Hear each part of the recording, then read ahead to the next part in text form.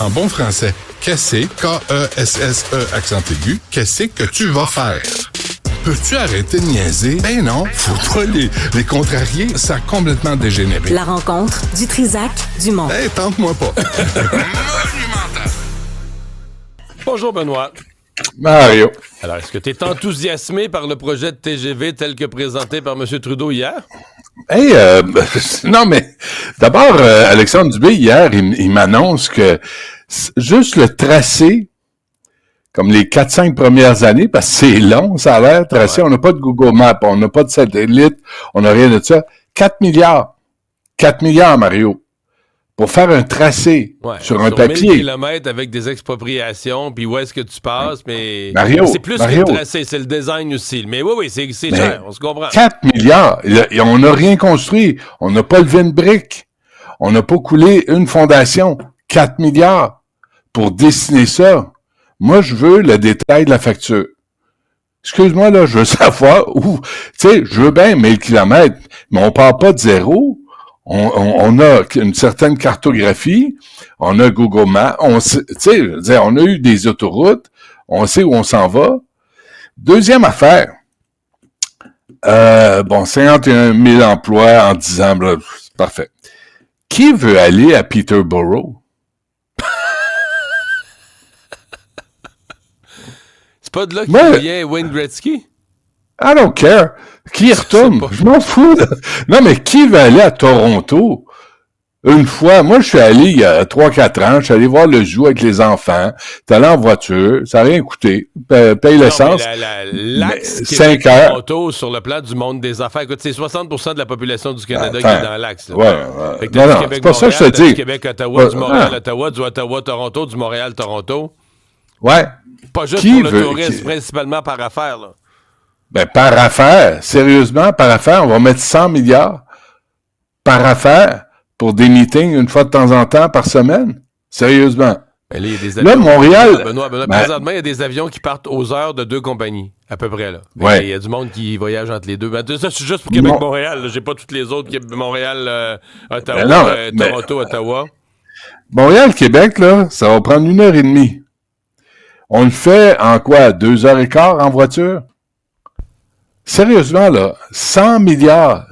100 milliards qu'on met sur la carte de crédit parce qu'on l'a pas. Pourquoi pas Montréal? Pourquoi pas Québec, Montréal, New York? Là, on va y aller. À New York, après, tu t'en vas à Boston, tu aller aux États-Unis, tu peux... Mais Montréal, Québec, Toronto, who cares? Je veux pas y aller à Toronto, je l'ai vu, c'est assez.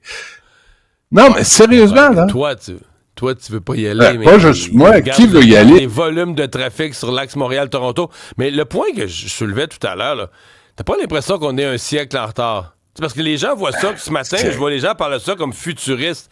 Le Japon a ouvert son premier TGV en 1964. Le Canada, si tout ce que M. Trudeau hier a dit, ça se réalise là, tel quel. On va ouvrir en 2039. C'est presque 100 ans plus tard. On est presque un siècle en retard.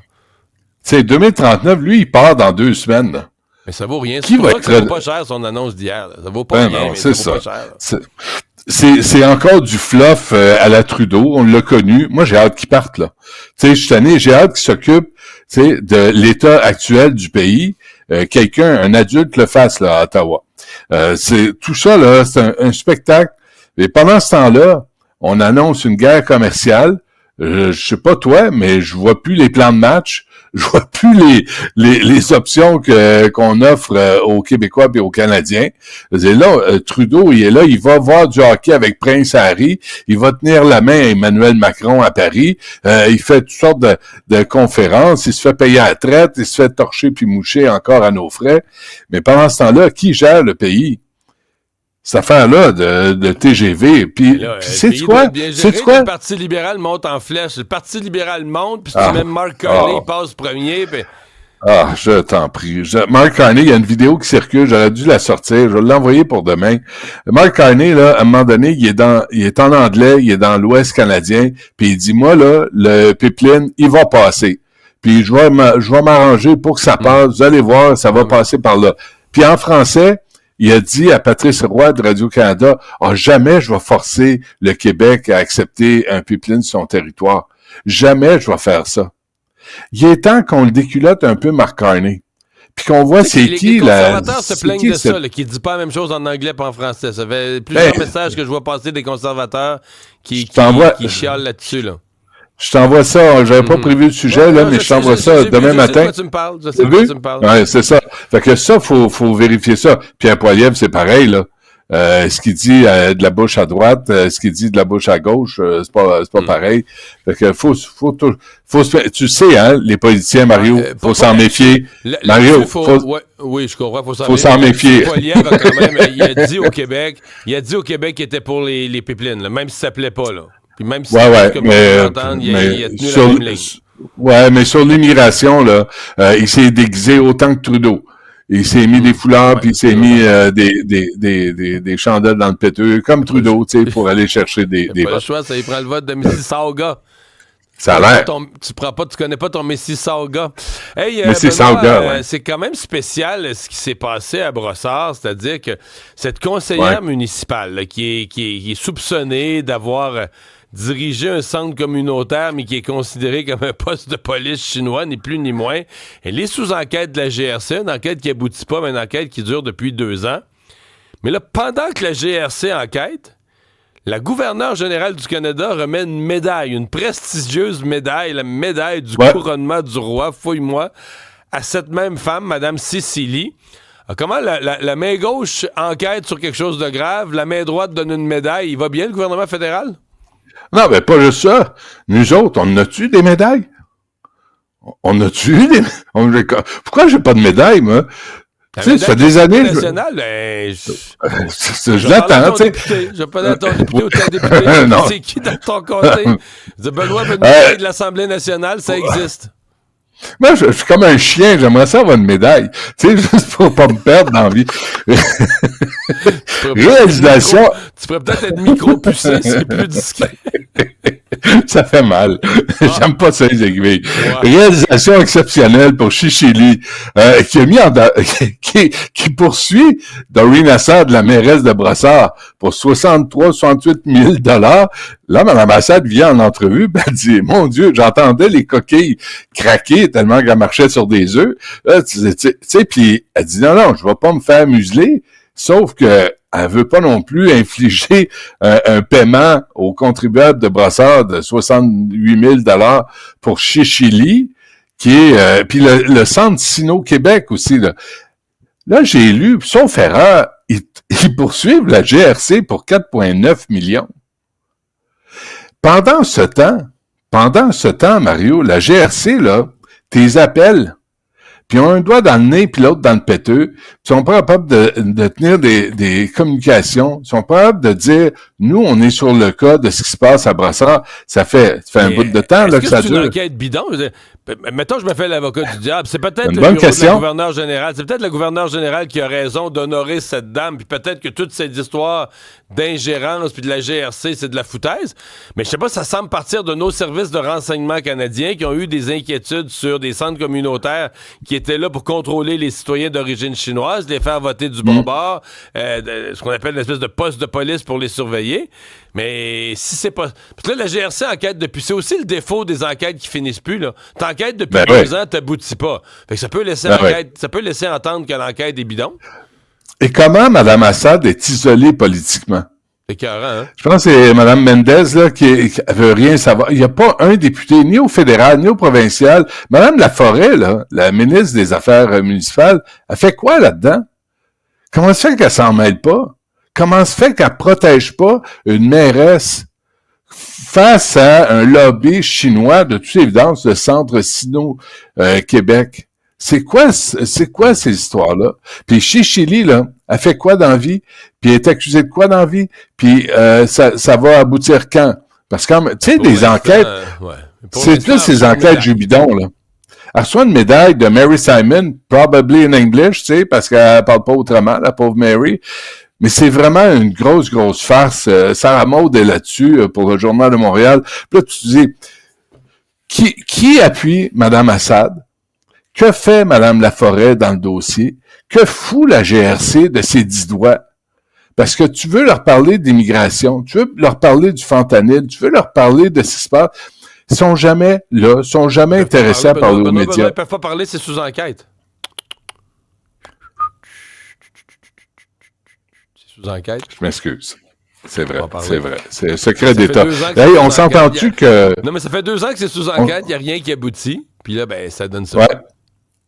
On s'entend-tu qu'il n'y a pas de Sherlock Holmes à la GRC? Non, mais Benoît, c'est que, tu sais, Sacramouille. on va dire, mettons, dans les services publics, tu sais, une personne, mettons, qui est sous enquête, on va dire suspendu le temps de l'enquête, mais au Canada, il n'y a pas de ça. Un citoyen n'est pas suspendu le temps de l'enquête, il peut recevoir une médaille de la gouverneure générale. Hey, tu veux me parler des... Non, mais souviens-toi des 11 ans. Ouais. Attends, les 11 enseignants là, dont on parlait la semaine passée, toi, tu me disais, es-tu étonné? Puis tu avais raison. On n'est pas étonné. Ils sont suspendus depuis l'automne passé parce qu'ils ont bardassé des jeunes, puis la direction d'école, puis ils sont encore payés, puis on ne sait pas combien de temps ça va durer. C'est pareil. Ouais. On a vu ces images des guerriers du Hamas qui remettent 4 cercueils. Donc là, ce sont des otages dont on remet les corps parce que les personnes sont décédées. Avec, évidemment, on en profite pour on remet les cercueils, mais avec des messages politiques. Et là-dedans, il y avait des enfants, des petits.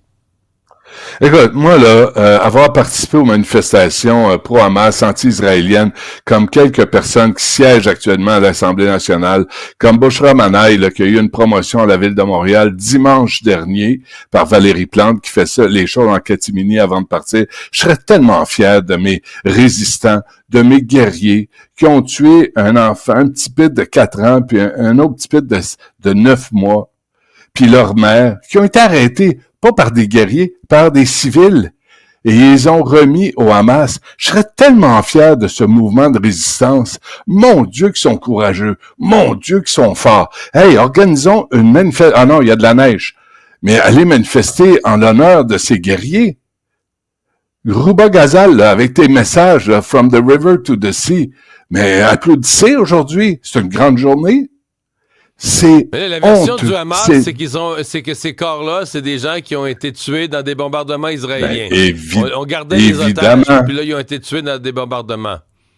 C'est pas parce qu'ils ont attaqué, c'est pas du tout. Si le Hamas le dit, ça doit être vrai. Et c'est surtout pas parce qu'ils ont attaqué des civils qui étaient sur un party le 7 octobre, qui ont brûlé vivants des femmes qui ont violé avant, ils ont brûlé des enfants, des bébés, c'est des malades mentaux. Ils tuent des poupons, Mario. Puis après, ils se demandent, pourquoi Israël a répliqué? Pourquoi ils ont réduit en ruine la bande de Gaza? Je me demande pourquoi. C'est vraiment injuste.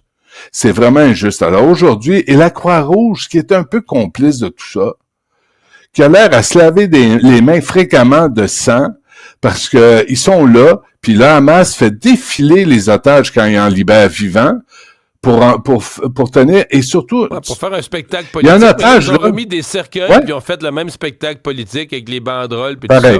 Moi, c'était assez honteux, là. La remise des cercueils.